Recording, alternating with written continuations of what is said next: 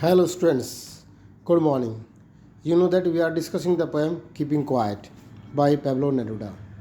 और आज हम डिस्कस करेंगे इस पोएम का GIST. जिस्ट मीन्स इसेंस और सारांश. यू कैन से summary, you can say the main crux of the poem. So let's start. The poem talks about the need of silence and quiet introspection and the importance of quietude and calmness. The poet talks about, the poet है वो बात करता है, किसके बारे में करता है? About the need of silence, कि हमें शांत रहने की आवश्यकता है. नीड ऑफ साइलेंस है. क्वाइट इंट्रोस्पेक्शन, शांत रहकर इंट्रोस्पेक्ट करने की, अंतर्मन में झांकने की ज़रूरत है. एंड द इम्पोर्टेंस ऑफ क्वाइटिट्यूड, और क्वाइटिट्यूड, जो क्वाइटिट्यूड होता है which means tranquillity, which means calmness, which means stillness, Shanti, calmness, कि हमें बताता है कि जीवन में क्वाइटिट्यूड, कामनेस, ट्रैंक्विलिटी का क्या महत्व है. He also talks about creating a feeling of mutual understanding. वो इस बात की भी बात करता है कि जो म्यूचुअल अंडरस्टैंडिंग की फीलिंग है, परस्पर सहयोग, समझ, एक दूसरे की समझ की जो बीच फीलिंग है अमंग ह्यूमन बींग्स, इंसान के बीच जो एक दूसरे के बीच अंडरस्टैंडिंग, म्यूचुअल अंडरस्टैंडिंग मीन्स दोनों की तरफ से जो अंडरस्टैंडिंग का जो महत्व है, जो फीलिंग है, उसकी भी बात करता है कि हमें उसको कैसे क्रिएट कर सकते हैं. He also talks about creating a feeling of mutual understanding, की परस्पर सहयोग और समझदारी की भावना को इंसानों के अंदर कैसे पैदा किया जाए. The poet asks us to keep still. Poet हमें कहता है कि शांत रहें, keep still, count up to 12 और 12 तक गिनें कुछ समय के लिए. 12 तक गिनने का मतलब है कुछ समय तक, for some time, keep still, keep calm. He also asks, वो हमें ये भी कहता है, अस टू सिट स्टिल, कि शांत होकर बैठे. For a moment we should not speak any language, और कुछ पल के लिए आओ किसी भाषा का प्रयोग ना करें. It means let's speak nothing, कुछ भी ना बोलें, कोई बात ना करें. यदि हम बात नहीं करेंगे तो मनमुटाव नहीं होंगे, और मनमुटाव नहीं होंगे तो हम युद्ध करने से, लड़ाई झगड़ा करने से बच सकते हैं. We should not move our arms so much, और हमें अपनी बाजुओं को ज़्यादा नहीं हिलाना जुलाना चाहिए, ज़्यादा हाथ पैर नहीं मारने चाहिए.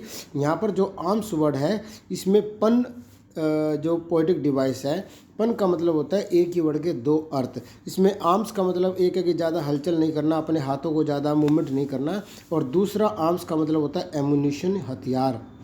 आर्म्स का मतलब हथियार भी होता है. It will be a moment of complete silence, ये पल होगा जब हम पूरी तरीके से शांत होंगे. इसी पल को जो पोएट है वो इसको एग्जॉटिक मोमेंट बोलता है. विदाउट रश और वरी, जहाँ पर कोई भागदौड़, कोई अफरा तफरी नहीं होगी. This would be an exotic moment, और ये जो पल होगा ये बड़ा ही स्ट्रेंज, बड़ा ही विचित्र, बड़ा ही खास होगा. In the next stanza you can see, then a sudden strangeness will prevail, कि फिर एक अजीब सी जो स्ट्रेंजनेस है, अचानक से एक अजीब जो माहौल है वो बन जाएगा, छा जाएगा, चारों तरफ उसी चीज़ का माहौल बनेगा. Which we will all enjoy, उस माहौल को हम एंजॉय करेंगे. किस माहौल की बात कर रहे हैं?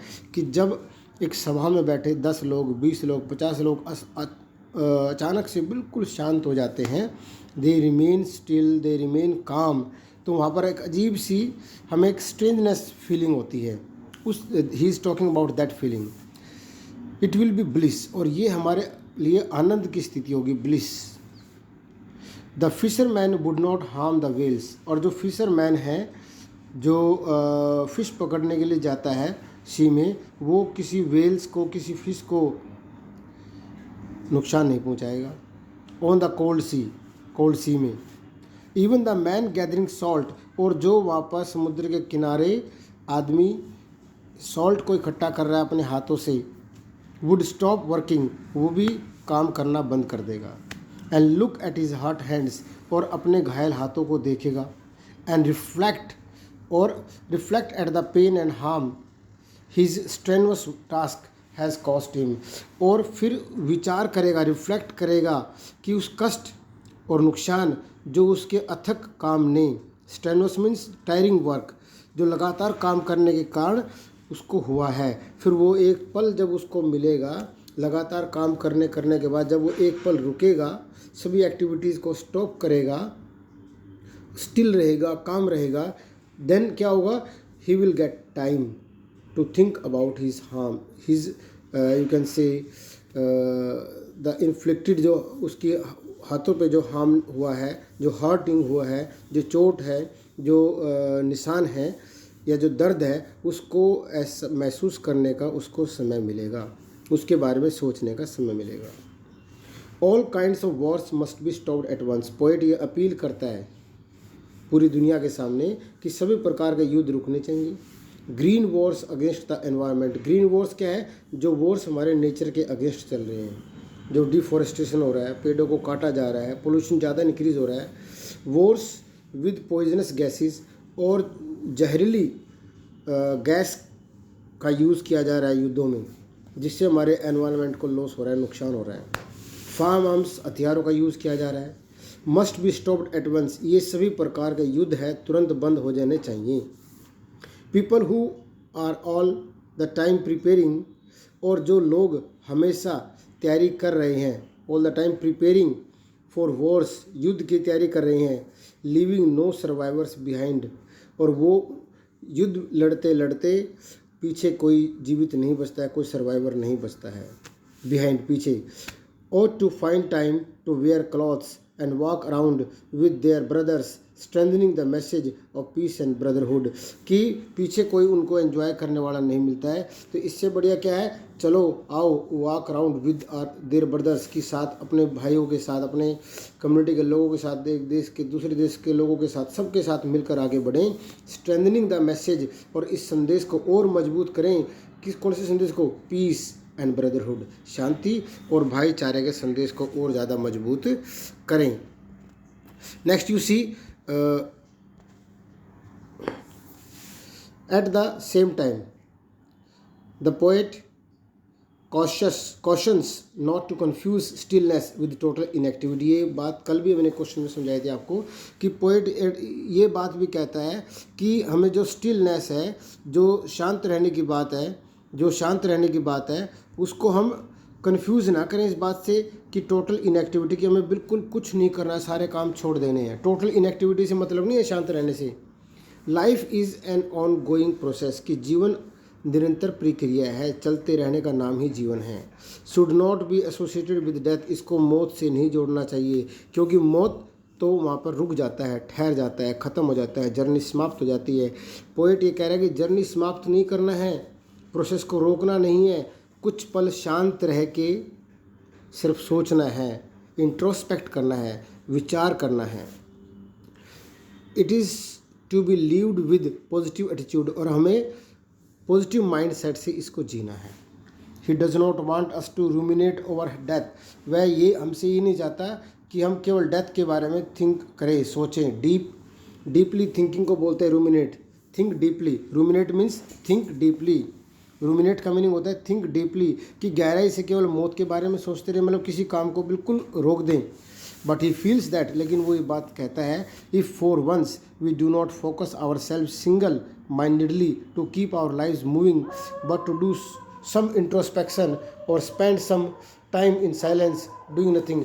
वो चाहता है कि हम कुछ समय अपने शांत रहकर बिताएं, introspection, spend some time in silence, शांति से बिताएं, कुछ भी ना करते हुए। We can understand our self, जहाँ हम खुद को समझ सकते हैं। And escape from threatening calls of death, और हम बच सकते हैं जो हमें मौत की तरफ या जीवन को ख़त्म करने वाली जो चीज़ें हैं, जिनका हमें खतरा हो रहा है, हमें थ्रेटन कर रही हैं, उन चीज़ों से हम बच सकते हैं यदि हम शांत रहकर कुछ पल इंट्रोस्पेक्ट करके अपने एक्शंस को, डीड्स को एनालाइज करके जीवन को आगे बढ़ाते हैं। The earth can teach us a lesson how everything comes to a dead end, कि अर्थ भी हमें ये सिखाती है कि कैसे कोई चीज़ जो पूरी तरीके से डेड एंड ख़त्म हो जाती है। जैसे हम देखते हैं कई बार तुलसी का, मैं बेसिल प्लांट का एग्जांपल देता हूँ इसमें, कि हर बार हम देखते हैं कि जब मौसम आता है, पतझड़ आता है, ज़्यादा सर्दी आती है, तो उस टाइम बेसिल का जो प्लांट है, जो तुलसी का पौधा है, वो पूरा सूख जाता है और ख़त्म हो जाता है और हमें लगता है कि तुलसी बिल्कुल पूरी तरीके से ख़त्म हो गई है। बट कुछ दिन के बाद जैसे मौसम चेंज होता है, जैसे बरसात का मौसम आता है, तो बहुत सारे तुलसी के पौधे वहाँ पर उगाते हैं। तो इसका मतलब क्या है कि नेचर भी हमें सिखाते हैं कि जब हमें लगता है कि चीज़ ख़त्म हो गई है, उसके बाद भी जीवन हो सकता है, comes to life again. In the same manner, इसी तरीके से a quiet introspection can bring all evil thoughts to an end. इसी तरीके से यदि हम शांत होकर अंतर्मन में झांकेंगे, सोच विचार करेंगे, तो क्या होगा, हमारे सारे बुरे विचार खत्म हो जाएंगे। Can bring all evil thoughts to an end, कि सारे बुरे विचारों को ख़त्म कर देगा। And bring in a new life of peace and tranquillity, और नए जीवन का संचार होगा जिसमें शांति होगी, ट्रैंक्विलिटी होगी, पीस होगा। Now the poet will count up to 12। अब लास्ट में कहता है पोइट कि अब वो पोइट दोबारा से वही 12 काउंट करता है, 12 काउंट करेगा। And they should keep quiet and he will go, कि वो शांत रहेंगी और पोइट यहाँ से चला जाएगा। मीन्स क्या है, पोइट आपको ये चाहता है कि आप इस टसल और फ्रस्ट्रेशन और डिस्ट्रक्शन से भरी हुई जो दुनिया है, इसमें कुछ पल अपने लिए निकालें, कुछ पल इंट्रोस्पेक्ट करने निकालें, शांत रहें, और उस समय में आप ज़्यादा बेहतर ढंग से अपने एक्शंस को, अपने डीड्स को, अपने जो आपके काम आप कर रहे हैं उनको अच्छे ढंग से एनालाइज कर पाएंगे और ज़्यादा अच्छे ढंग से आप कैसे डिसीजन ले पाएंगे, और जिससे हम एक लार्ज नंबर ऑफ डिस्ट्रक्शन है, चाहे वो आपका ह्यूमन लाइव्स का डिस्ट्रक्शन है, चाहे वो नेचर के अगेंस्ट डिस्ट्रक्शन है, इन सब को रोक कर हम आगे बढ़ सकते हैं। I hope that you have got it, और इसको अच्छे से पढ़ें।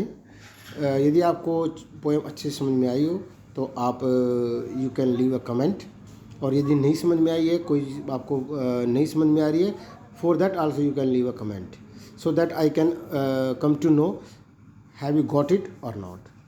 Have a nice day. Thank you very much.